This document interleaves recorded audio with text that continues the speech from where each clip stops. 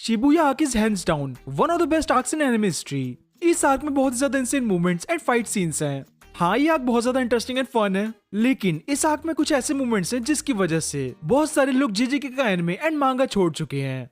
सो देखो, जैसे कि सब लोगों को पता ही चल गया होगा, गैगे जो जुजुत्सु काइसन का ऑथर है, वो एक बार भी नहीं सोचता एंड पॉपुलर कैरेक्टर को मार देता है। यही सेम शिबुया में भी हुआ था।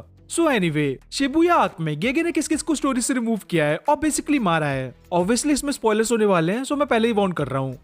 सबसे पहली डेथ शिबुया आर्क में मेकामारू की हुई थी। हाँ, आई नो मेकामारू को एनिमे एंड मांगा में ज्यादा नहीं दिखाया गया था, बट फिर भी उसकी डेथ मीवा की वजह से सैड थी। मेकामारू को सिर्फ अपने क्लासमेट्स एंड मीवा से मिलना था। सेम मीवा भी उसके आने का वेट कर रही थी, सो इसलिए उसकी डेथ थोड़ी सी सैड थी। देखो, ये तो शिबुया के बाहर की डेथ हो गई। पहली प्रॉपर डेथ शिबुया में हानामी की हुई थी, जिसको देखकर आई डोंट थिंक लोग सैड हुए थे। मोर लाइकली सब लोग बहुत ज्यादा एक्साइटेड थे गोजो की वजह से। बंदा यहाँ पर लिटरली माइनस बन गया था। हानामी के बाद ग्रासहोपा कर्स की डेथ हुई थी, जिसको यूजी ने मारा था। एंड उसके बाद ओगामी फैमिली के 3 मेंबर्स की डेथ हुई थी। आवासाका को यूजी एंड मेगुमी ने डिफीट किया था, एंड ग्रैनी एंड उसके बेटे को डियो ने। देखो, मांगा रीडर्स को तो पता ही था टोजी वापस आ जाएगा, बट एनिमे ऑनलिस्ट के लिए बहुत ज्यादा सरप्राइजिंग था, बिकॉज़ यू नो उन लोगों को टोजी पर सिम करने का एक बार और मौका मिल गया था। सो एनीवे, इनके बाद मेमे ने उसके भाई ने इन एमपीसीज कर्सेस को डिफीट किया था। एंड हाँ, इन कर्सेस को डिफीट करने के थोड़ी देर बाद ही मेमे अपने भाई के साथ मलेशिया चली गई थी। जिसने मांग पड़ी उनको पता होगा ये वाला सीन कितना ज्यादा होलसम था। फिर मेमे के बाद एक बड़ा बैटल हुआ था, माकी नानामी नाओबिटो वर्सेस डागाउन के अगेंस्ट, जिसमें इन तीनों में से उसको कोई भी डिफीट नहीं कर पाया था। यहाँ पर ही थोड़ी देर बाद मेगुमी भी आ गया था इन लोगों को बचाने के लिए, बट यू नो वहां पर क्या हुआ था, कोई भी डागाउन के डोमेन से भाग नहीं पाया था, कॉज वहां पर टोजी आ गया था एंड उसने बहुत ही गंदी तरह से डागाउन को डिफीट किया था। इसके बाद डागाउन को डोमेन हट गया था एंड वहां पर ही अचानक से जोगो आ गया था, जिसने नानामी, माकी एंड नाओबिटो को रोस्ट कर दिया था। नानामी एंड माकी तो ऑब्वियसली बच गए थे, लेकिन वहां पर नाओबिटो मर गया।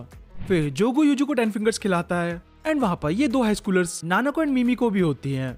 यूजू को 10 फिंगर्स खिलाने के जस्ट बाद ही यूजी सुकुना में टर्न हो जाता है एंड वो नानाको एंड मिमिको को मार देता है। इन दोनों को मारने के बाद सुकुना वर्सेस जोगो स्टार्ट हो जाती है, जो कि आई थिंक शिबुया की one of the best fight थी। इस फाइट का एनिमेशन बहुत ही ज्यादा इंसेन था। एंड देखो, जोगो ऑब्वियसली बहुत ही ज्यादा पावरफुल है, बट वो भी सुकुना के हाथों से मर जाता है। ये वाला भी सीन थोड़ा सा टचिंग था सुकुना की इन लाइंस की वजह से। इसके बाद मेगुमी वर्सेस टोजी होती है, जिसमें टोजी अपने आप को स्टैब करके मर जाता है। मेगुमी को यहाँ पर भी पता नहीं चल पाता कि टोजी ही इसका डैड है। देखो, बेसिकली यहाँ पर ये होता है, टोजी मेगुमी से उसका नेम पूछता है, जिसमें मेगुमी रिप्लाई करता है फुशिगुरो। टोजी ये देखकर थोड़ा सा खुश हो जाता है एंड तभी वो अपने आप को स्टैब करके मर जाता है। भाई, टोजी को लिटरली गोजो को छोड़कर कोई भी नहीं मार पाया, बंदा कुछ ज्यादा ही इंसेन था। इसके बाद सुकुना वर्सेस महाराको होती है, जिसमें सुकुना अपने डोमेन खोलकर उसको मार देता है, जो कि ये सीन एनिमे में बहुत ज्यादा सही था। इसका एनिमेशन लिटरली यहाँ पर पीक कर गया था। सो इस फाइट को तो मैंने बहुत ज्यादा एंजॉय किया। फिर महाराको से फाइट करने के बाद सुकुना हारुतो को भी किल कर देता है। बंदा हर किसी से बच रहा था, बट यहाँ पर फाइनली वो भी मर जाता है। इसके बाद सबसे सैडेस्ट डेथ आती है।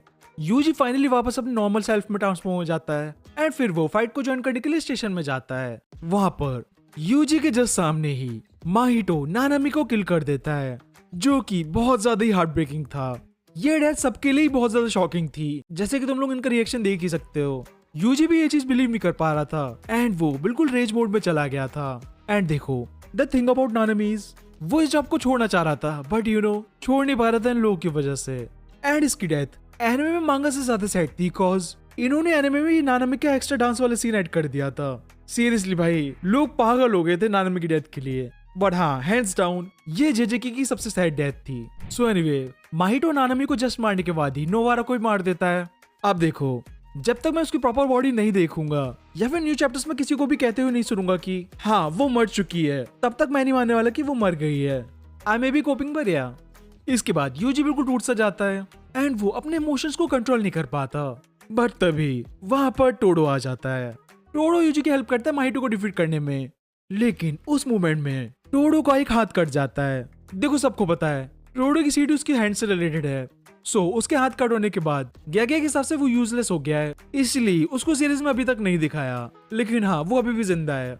सो एनीवे, टोडो के बाद फाइनली थोड़ी डिफिकल्टी से यूजी माहितो को भी डिफीट करने वाला होता है, लेकिन तभी वहां पर केंजाकू आ जाता है एंड वो माहितो को एब्जॉर्ब कर लेता है। मतलब बेसिकली हाँ, माहितो भी मर चुका है। सो ये है जुजुत्सु काइसन की सारी डेथ्स। अगर मैं किसी कैरेक्टर को भूल गया हूं तो कमेंट में बता देना। सो आज के लिए बस इतना ही। सब्सक्राइब।